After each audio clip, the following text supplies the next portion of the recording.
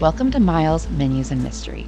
For our pilot episode, we traveled to Pascagoula, Mississippi to commemorate and investigate the 50th anniversary of Charles Hickson and Calvin Parker's landmark alien abduction. Join us as we have a conversation with one of the UK's leading UFO researchers before venturing out to explore Pascagoula eateries, attractions, and the actual site of their abduction.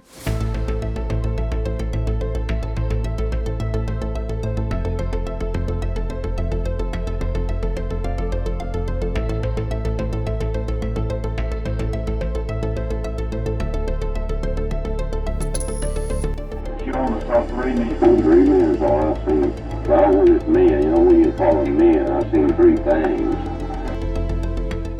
Tell us a little bit about aliens in Pascagoula. Yeah, well, there's a lot to say. The event in question that we've all been talking about, of course, took place on October the 11th, 1973, when two local guys, Calvin Parker, who was almost 19, and Charles Hickson, who was 42, went fishing one night after work on the Pascagoula River. They were fishing away when they heard a strange noise from behind them and some blue lights. They thought it was the police. They thought the place where they were fishing, perhaps they were trespassing. So they turned around expecting, a patrol car to be there with its blue lights flashing.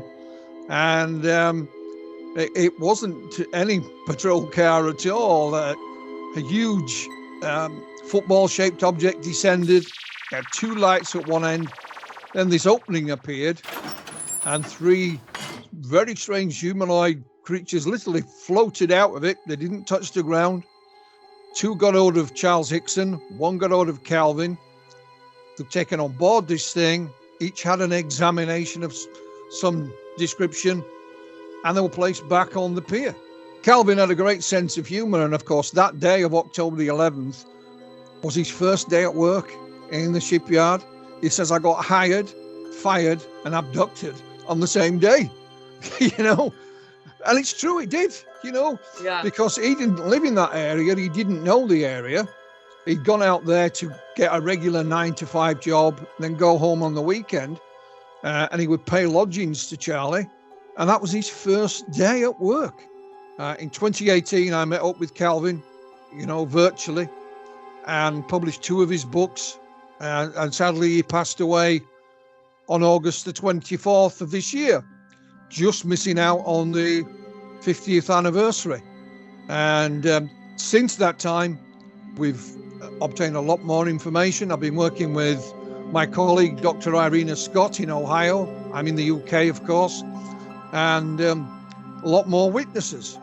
That was one of the first questions I had after reading the book was, I know as soon as he publishes this book, there's got to be more coming forward because, it's out there. We found it, so. Well, yeah, Dr. Scott and I actually changed the manuscript several times. We'd have it ready, and we'll say it's ready to be published, and then, hang on a minute, we've just interviewed someone else. I'll have to edit that in and that in. And it came to a point in early August, they said, no more. We've got to draw a line in the sand because if we carry on, we'll never publish it. None of us expected anything like this to happen. And I'm glad that Calvin got to see all this. Calvin felt vindicated.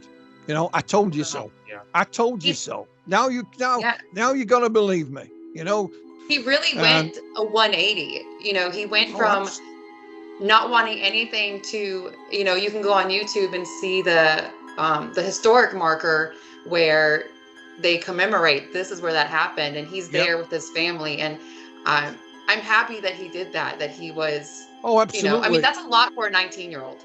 Yeah, I literally spoke. Calvin and I became very good friends.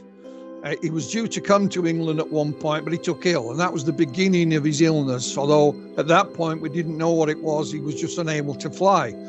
So we would speak on Skype regularly, weekly, most of the time. And in between time, emails were crossing the Atlantic or whatever it is they do, And so a week before he died, I phoned him. I told him how many friends he had around the world and how respected he was. I told him that I loved him, because he was like a brother. and within no time it'd gone. But I did say to him, Calvin, Irina and I will be the torchbearers. Even though you're not with us physically, you are with us, and we'll carry on as long as there's information to be gathered. You're really a historian, and we were discussing that prior to the call, is that a lot of people think historians has to be World War II or fashion history or something. But what you have done with your publishing and the research and the friendship that you had with Calvin, that's history. And if we don't reach out and get those firsthand accounts and talk to the people of Pascagoula, then that history goes away. So I think, it's very, like you said, it's very important to get these stories out there and talk to these people. Our respect for Calvin and interest in this case grew after such a meaningful conversation with Philip Mantle. We were ready to spend a few days in Pascagoula, but several questions remained. Where would we stay? What would we eat? The 50th anniversary was just around the corner, so the date of our first visit was an easy choice. It's October 11th, 2023, roughly 6 p.m., exactly the same time when Calvin Parker and Charles Hickson cast their rods into this very river 50 years ago tonight. Back then, it wasn't as built up as it was around, so I wonder how dark it was. You know what I'm saying? Like, once the sun set, how dark was it? Yeah. Where they were fishing. Because they probably had flashlights with them. And so I just feel like that's something fishermen carry with them. Right. If you're gonna go through the bushes from work to your favorite pier or your favorite dock. Yeah. And then there's probably no highway there, so how quiet was it? And then all of a sudden, you hear this whirring and this whizzing. Now, I'm not gonna lie, we both thought that more people would possibly be here to celebrate, commemorate. The town of Pascagoula will be celebrating later this month, but this day's been pretty quiet, possibly because of the really crappy weather we've been having, but we stuck it through. We should have brought fishing rods. We should have cast our own lines. We should have cast our own lines. Due to such inclement weather, a return trip was necessary. The city of Pascagoula celebrated the abduction's 50th anniversary with a Close Encounter-themed Third Friday on October 23rd, 2023. Thankfully, the weather was perfect, and before the event, we had enough time to check in with Richard Chenoweth, owner of the Grand Magnolia Ballroom and Suites. And to our surprise, Richard had spent some time with one of my favorite musicians. How did you come to know him? Are you school buddies? Are you neighbors? No, what happened was Jimmy Buffett was born in Pascagoula. Yeah. And his grandfather lived in Pascagoula. Okay. His grandfather, when you're standing at Buffett Bridge, you're going to be looking north up this bayou. And originally we wanted to call it Buffett Bayou. Okay. But then the historical society, we never knew it had a name. Said, "No, we it's already named. Baptiste Bayou or something like that." And I said, "Well, okay, well then we'll just name the bridge, Buffett Bridge." And the reason why we wanted it that way was because his grandfather lives just like if you go north on that bayou and you cross Washington, you come up to Parsley. That's where his grandfather lived. Oh, very cool. So they moved. The whole family moved to Mobile for his father to work at the shipyard there. Okay. But Jimmy Buffett would come back here on the weekends and play with his cousins and his grandfather and everything like that. And his grandfather would take him down to that bayou and say, "Show me where you are on these charts." And so he would show him, and he said, "You can get in that bayou and you can go anywhere you want to in the world." He really was son of a sailor. Yeah, his father was a sailor, and his father's father was a sailor. Yeah. So, he was the son of a sailor. So you mentioned that you were part of the team that was like, hey, we can't name the bayou, let's name the bridge. Does your involvement with the Historic Society, does that come from the Magnolia? Like what we're sitting in? I tell people everything I've got is old. Okay. My house was built in the 40s that I live in. This house was built in 1894. Scranton's will be 100. The building will be 100 years old. Actually, it was built under construction right now. Okay. 100 years ago, and then it opened up in 1923. I'm really into history. I'm really into trying to promote Pascagoula. I've been here since 1962. I came here when I was 10 years old. And, you know, it's just the friends that I have here, my neighbors. I mean, you know, we've been through a lot. Totally. With Camille, we've been through, you know, Katrina and stuff like that. And everybody has stuck together.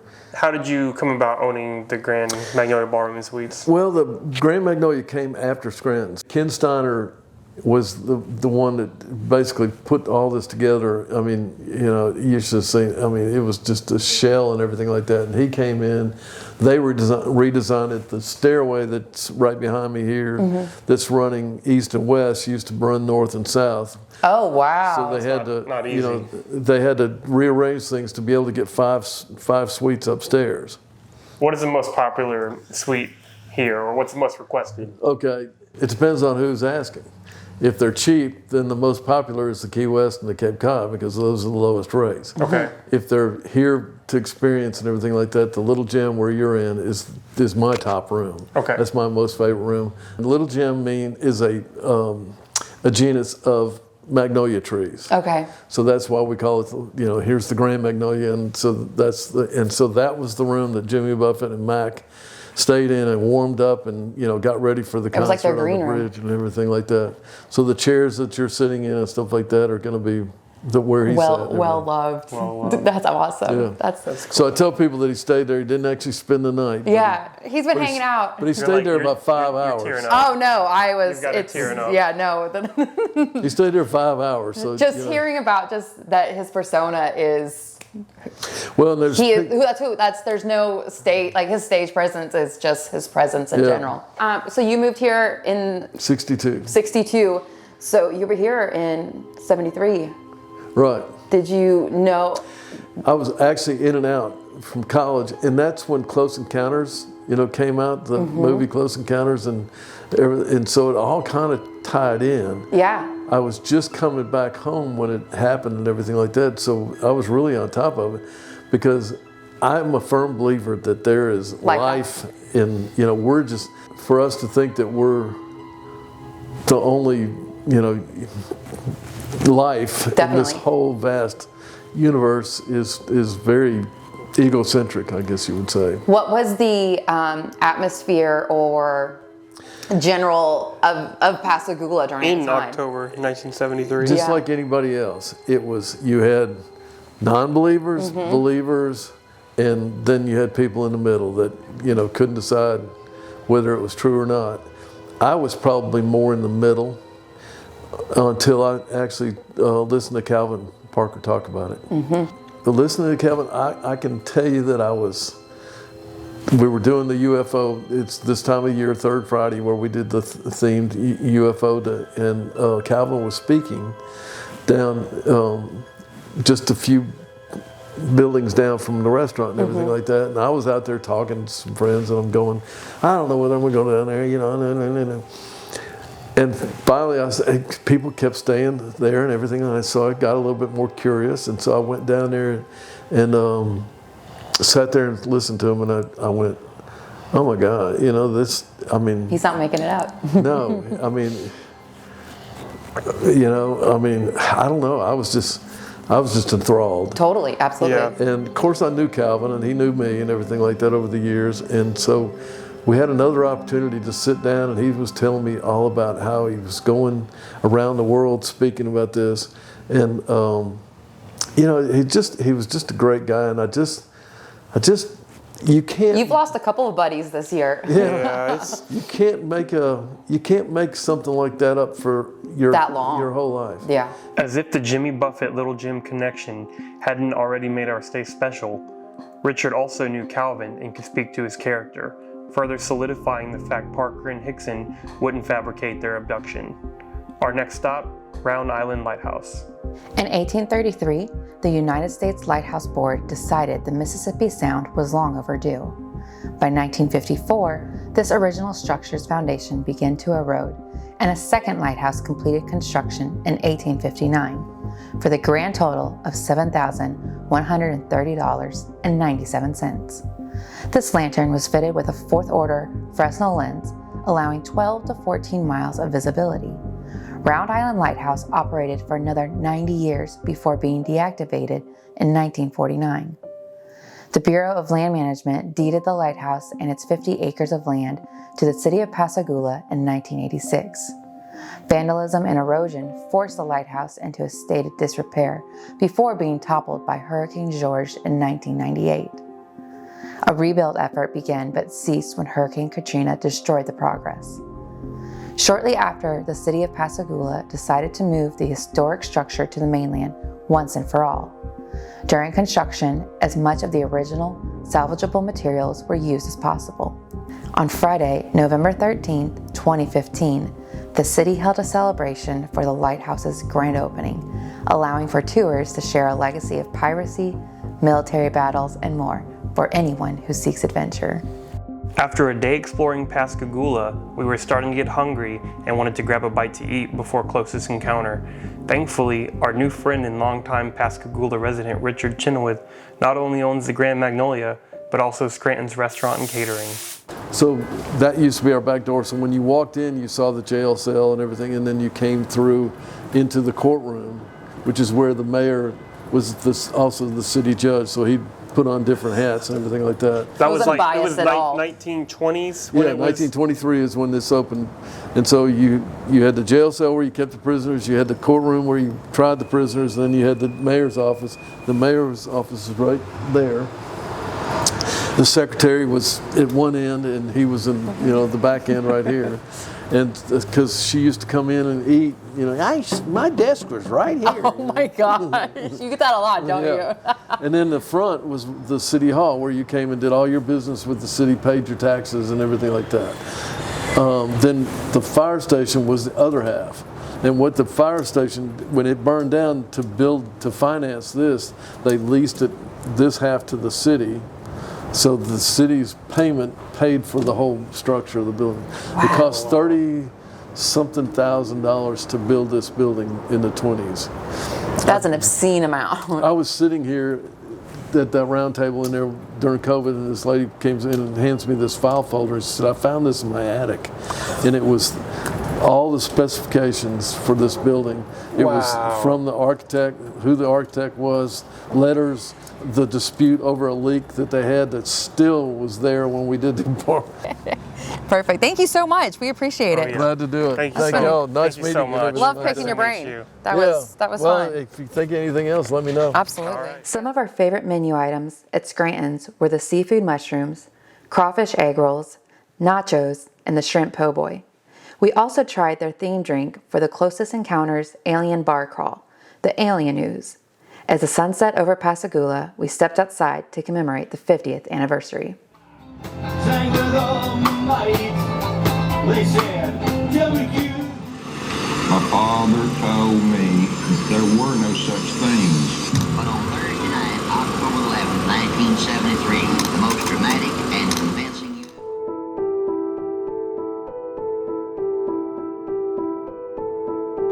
Unbeknownst to them that their life would change forever. Forever? I hope you get abducted by an alien tonight.